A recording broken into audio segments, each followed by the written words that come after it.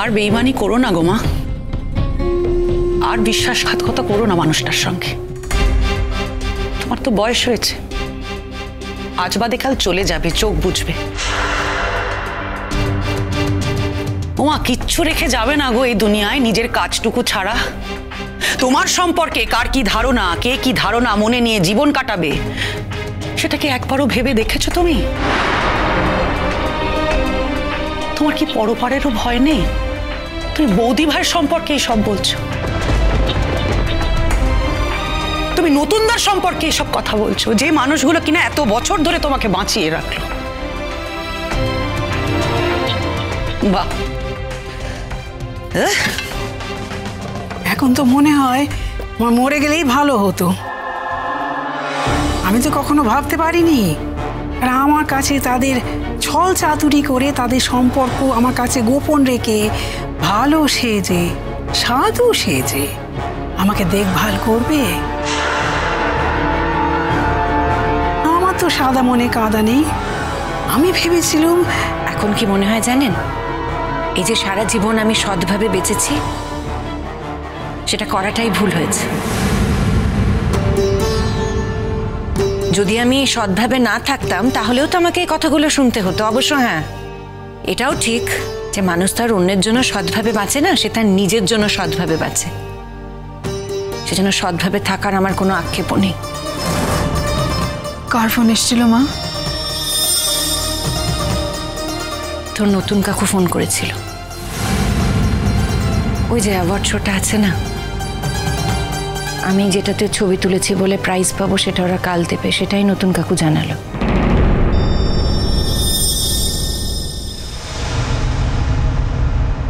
আমি ঠিক। কে রে, কোথায় যাচ্ছিস তুই? তোমাদের সবারই আসলে কিছু না কিছু সমস্যা আছে। Sorry to say. কি সমস্যা?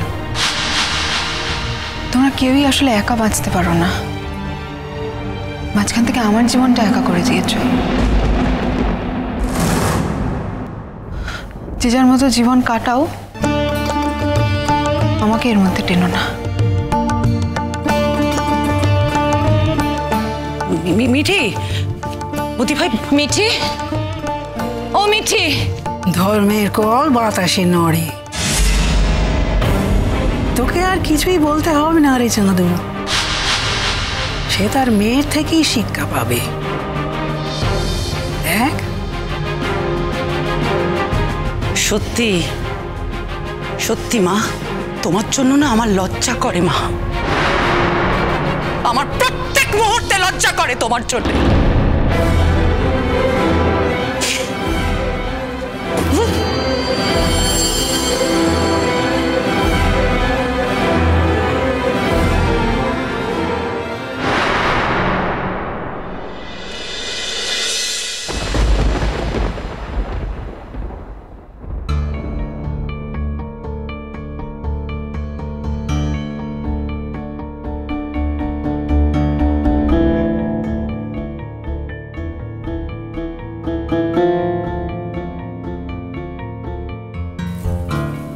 মিঠি, কি হয়েছে তোর? কিচ্ছু না। দেখ না, নিচে কিছু কথাবার্তা হলো আর তারপর কোনো কথার উত্তর না দিয়ে ওখান থেকে এরকম ভাবে উঠে চলে এলো। আমারও আর ভাল লাগছে না, জানিস তো। মিঠি, তুই যে ডক্টরকে দেখালি, কি কি ওষুধ দিয়েছে তোকে? প্রেসক্রিপশনটা দেখা আমাকে। ওষুধগুলো খাচ্ছিস ঠিক করে? ওদের কথা ধরিস কেন মিঠি? ওদের কথা গায়ে লাগাতে আছে? ও মিঠি মা, মাথার মধ্যে অন্য কিছু ঢোকাস না রে। তুই তো অত্যন্ত পবিত্র একটা মেয়ে। কাল তোর মায়ের জীবনে কত বড় একটা দিন। দেখ মা, সুখ দুঃখ সবই তো থাকে, তাই বলে তো জীবনটাকে আমরা থামিয়ে দিতে পারি না বল। আমার কি সুখ দুঃখ নেই? আছে তো, তুই তো সব বুঝিস বল। তোর ডাবলু দাদা আমার সঙ্গে যোগাযোগ রাখে না, তোর পিসে মশাই আমাকে এখনো কতটা শত্রু মানে, কোর্টে না গেলে তো সেটা বুঝতিস না। কিন্তু তারপরও তো আমি তোদের সঙ্গেই থাকি বল, তোদের সঙ্গেই হাসছি, খেলছি, কথা বলছি, আর দরকার মতো প্রতিবাদও করি। তুই তো আমাদের সেই প্রতিবাদী মেয়েটা। কোথায় গেল তোর সেই প্রতিবাদ বলতো? তোকে এমনটা দেখতে কি বৌদি ভাইয়ের ভাল লাগে? বল না আমাকে, বল। আমার কথা বলতে ইচ্ছে করছে না পিসিমণি এখন। তোমাদের বাড়িতে তো এখন দেখছি আর আসাই যাবে না। নিচ থেকে আসতে গেলে নানা রকম লোক নানা রকম কমেন্ট পাস করে। আমি কিন্তু বলে দিচ্ছি কাকিমা, এরপরে কিন্তু আমি আর চুপ করে থাকবো না, একদম রুখে দাঁড়াবো। মিঠিল দি, এই বাড়িতে না বিয়ে করে বউ হয়ে এসো না, আমি বলছি তোমাকে। এই বাড়িতে কোনো মানুষ থাকতে পারে না, বাড়িটা পুরো নরক হয়ে গেছে। এ বাড়িতে সবার নানান রকম সমস্যা রয়েছে। তুই কি বলিস? আমাদের কি বাড়ি ছেড়ে চলে যাওয়া উচিত? কিন্তু আমরা যাবোটা কোথায়? বা নতুন কাকু না থাকলে কি আমরা রাস্তায় ভেসে যেতাম, মরে যেতাম? এই কথাটা শুধু উত্তর দাও তো আমাকে। শোন মিঠি, আজকাল তুই এই কথাটা বারবার বলছিস, অথচ কয়েকদিন আগে, মাত্র কয়েকদিন আগে তুই কিন্তু একটা অন্য কথা বলেছিলি। ভুলে যাসনি নিশ্চয়? না, ভুলে যাইনি, আমি এখনো এই কথাটাই বলছি যে এতই যদি মা নতুন কাকুর পারস্পরিক নির্ভরতা, তাহলে একসঙ্গেই থাকুক না, তাহলে তো কথা হয় না। আর এই মাঝখানে থাকাটাও তো ভালো নয়। তুই আমাকে লজ্জা দিচ্ছিস মিঠি। আমি তোমাকে কতটুকু লজ্জা দিতে পারি মা? আমি তোমাকে কি লজ্জা দেবো? সারা পৃথিবীর লোক একই কথা বলছে। আর আমি তোমাকে সত্যি বলছি, আমার কোনো আপত্তি নেই। আমি নিজেই বলছি তোমাকে, it's better to stay together. একসঙ্গে থাকো না, তাহলে তো কথার চাষ হয় না। কার ভাল লাগে বলো তো প্রত্যেক দিন নিজের মাকে নিয়ে এত কথা শুনতে?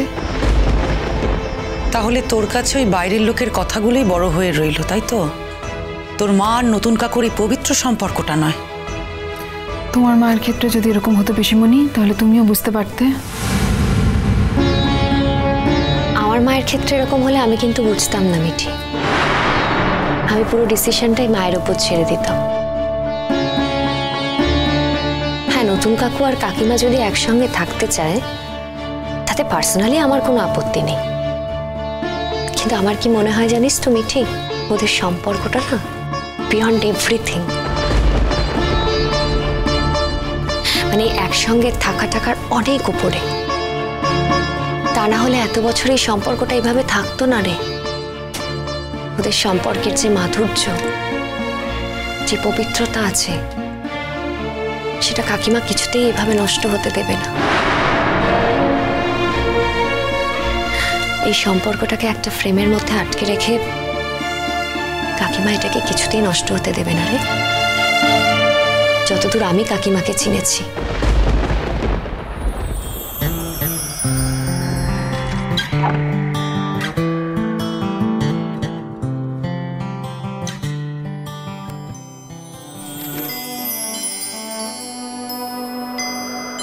কুড়ি বছর আগের কথা।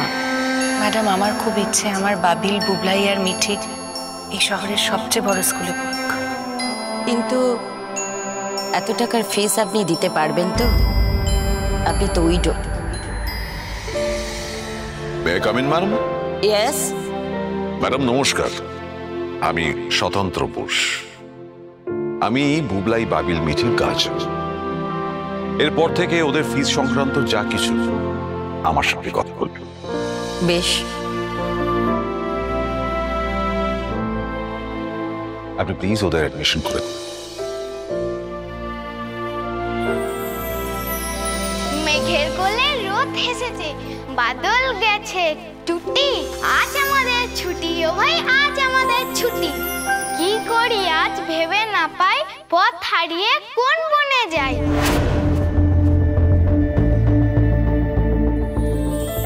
কোন মাঠে যে ছুটে বেড়ায় সকল ছেলের জুটি, কেয়া পাতা নৌকো করে সাজিয়ে দেব ফুলে, তাল দিঘিতে ভাসিয়ে দেব চলবে দুলে দুলে। রাখাল ছেলের সঙ্গে ধেনু